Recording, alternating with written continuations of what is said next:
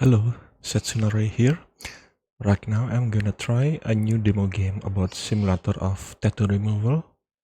I like this game. This game is have good graphics and high details like the scar remove, and we need to remove the scar with the spray, and the character of the customer will move while we are removing it.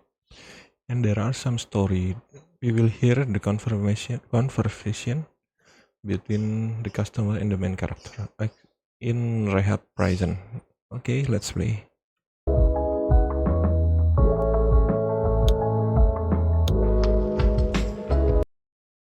Anywhere you go, anywhere you go, you belong. Anywhere you say, anywhere.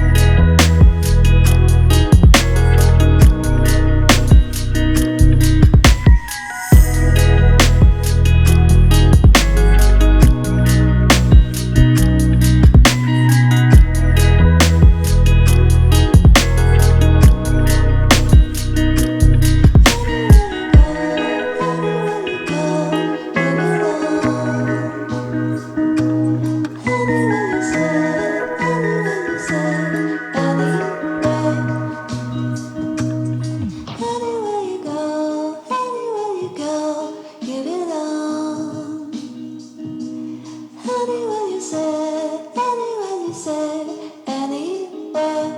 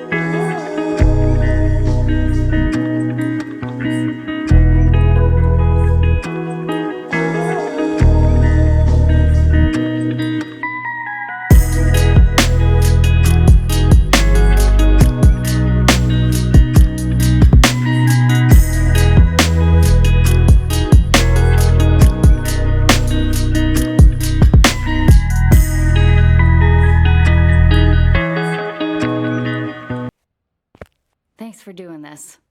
No problem. So, is the prison paying you for this? Not really. It's more of a volunteer program I pitched to them. They thought it would be good for their PR. Oh, so you're here by choice. Yeah, I figured it might help people who want a clean slate. Nice. It's been a while since I've met a decent person in here. Really? Nah, just kidding. I don't think there's such a thing as truly evil person. Just lost, misguided. Or unloved? Yeah, that's probably the most common. So what's the deal with this prison? Well, it's mixed, but men and women are in separate wings. Why's that? It's supposed to help with rehabilitation, but they still don't want us too close, you know? Keeps things controlled. Makes sense. But we cross paths sometimes. It's not like we're living in the bubble. Anyway, is this gonna hurt? How bad did it hurt when you got it? Pretty bad. Then multiply that by 4, maybe 5. Now I regret asking.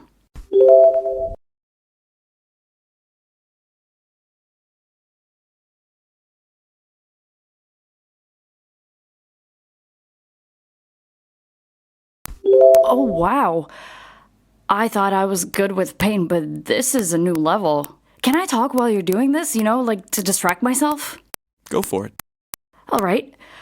So, I want these gone because I'm planning to work with kids. As a swimming instructor. Can't exactly wear a swimsuit looking like this. Kids? In here? No. After I'm released. That makes more sense. This is an unusual prison, but no kids and no swimming pools. You like swimming?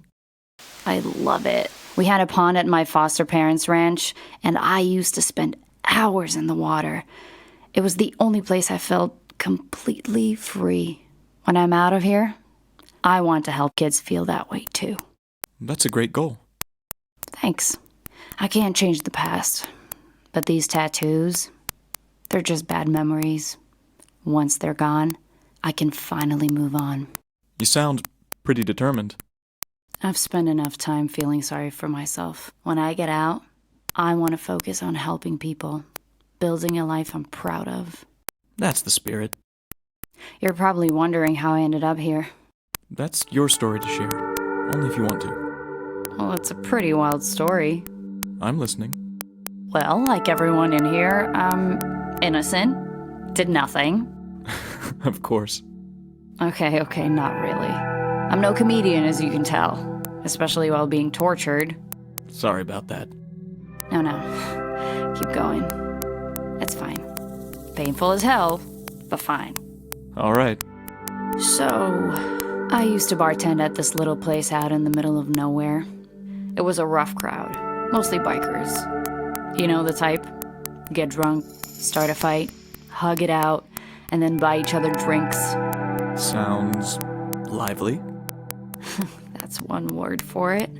Fights were half of the entertainment. Management didn't mind. Honestly, without the chaos, the place wouldn't have survived. Where was it? Middle of nowhere in Dead End, USA. Good one. One night, this guy comes in with a couple of friends, celebrating something. He wasn't like the usual crowd, you know? Clean cut, confident and just different. Sounds like trouble. Oh, big trouble. But I didn't know that at the time. He left me a big tip and disappeared. For a whole month, I kept hoping he would come back. Did he? Eventually. And this time, I got brave, or stupid, depending on how you see it, and asked for his number. Bold move. Bold? Yeah. And embarrassing. I was blushing so hard, I probably looked like a neon sign. Well, it worked, didn't it? It did. We started dating. He was charming, sweet, a little too perfect, if I'm honest. Too good to be true. Exactly. But at the time, I didn't see it. I was lonely, desperate for something, or someone. You know how they say, when you're wearing rose-colored glasses, red flags just look like flags. That's a good one. Yeah, well, I should have paid attention. He would always say, "You don't need anyone but me." At the time, I thought, that's so sweet. Now, I realize he was just cutting me off from everyone who might have told me I was making a mistake. That's pretty messed up. He always knew just what to say to make me feel special.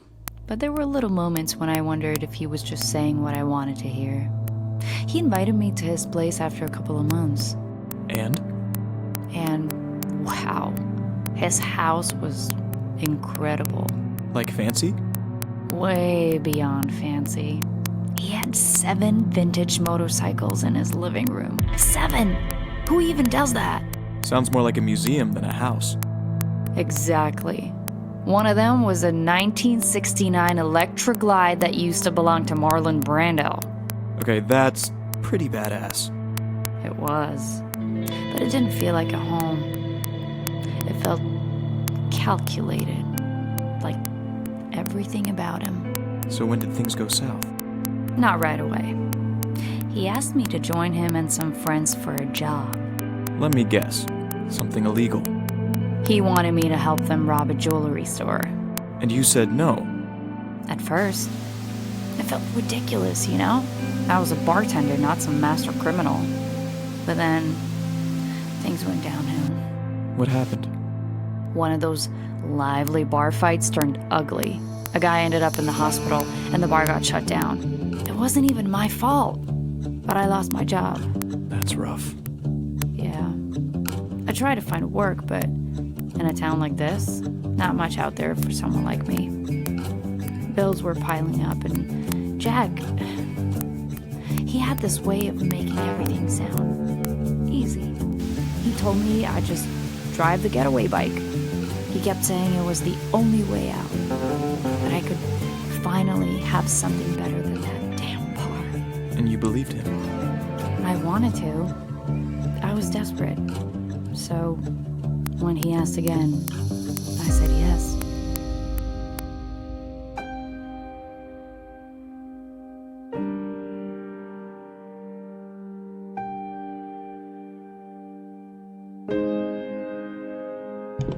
Hello guys, I guess that's all for this demo.